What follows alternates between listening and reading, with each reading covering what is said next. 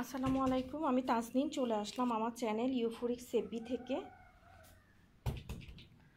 তো এই যে দেখেন ব্লকের চাদরগুলো কিভাবে করা হয় কারখানায়, এটা আমাকে অনেকেই জিজ্ঞেস করেন আসলে আমার কারখানাটা কোথায় কোথায় আমাদের কাজগুলো হয়।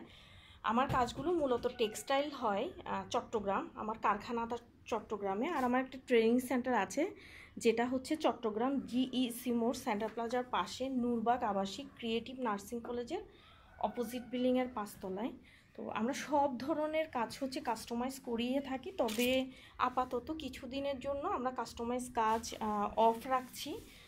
আমরা নিজেই প্রোডাকশনে যাচ্ছি। আপনারা হচ্ছে থ্রি পিস শাড়ি সব কিছু আমার পেজ থেকে দেখে রেডি করা থাকবে, আপনারা দেখে পছন্দ করে নিতে পারেন।